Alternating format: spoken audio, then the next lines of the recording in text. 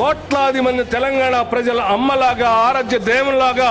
ఉండాలనేటువంటి ఆలోచనతో ఈరోజు పోరాటానికి స్ఫూర్తించే తల్లిలాగా,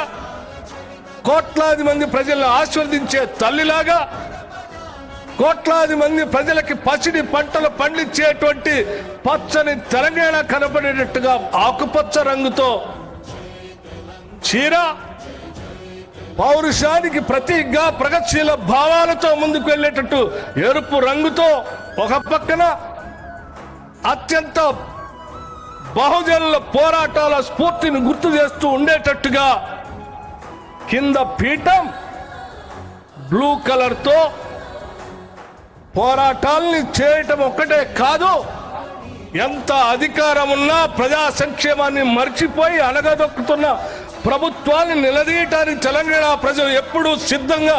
ఉంటుంది అని చెప్పి పిడికిలి బిగించి చూపించినటువంటి తెలంగాణ స్ఫూర్తిని పీఠానికి కింద పిడికిలు గుర్తుగా తెచ్చుకున్న తెలంగాణలో ఆ తల్లిని అమ్మని గౌరవించుకుంటామని చెప్పి అరచేతిలో నిలబెట్టుకొని పూజిస్తామని చెప్పేటువంటి ప్రతీకగా అరచేతులు ఈ రకంగా యావత్ తెలంగాణ సమాజం యొక్క గౌరవాన్ని పెంచుకునేటట్టుగా మనం ఈరోజు గొప్పగా తెలంగాణ తల్లిని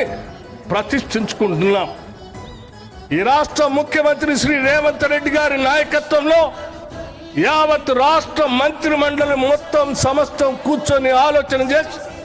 ప్రజలందరి ఆలోచనలు తీసుకొని ఈ తెలంగాణ ప్రజల ప్రతిష్ట నిలబడేటట్టుగా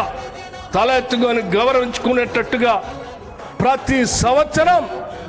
ఈ డిసెంబర్ 9 తెలంగాణ తల్లి ప్రతిష్ట ఉత్సవాన్ని రాష్ట్ర ఉత్సవంగా చేయటానికి ఈ రోజు రాష్ట్ర ముఖ్యమంత్రి గారు శాసనసభలో ఒక ప్రకటన చేసిన సంఘటన కూడా మీ అందరికీ తెలియజేస్తా ఉన్నాం.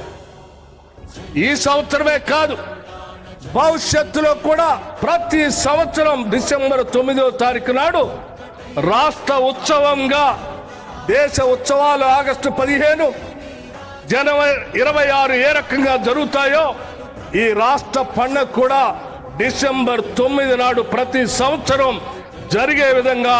ఈరోజు చట్టసభలో ఒక స్టేట్మెంట్ ఇచ్చి రాష్ట్ర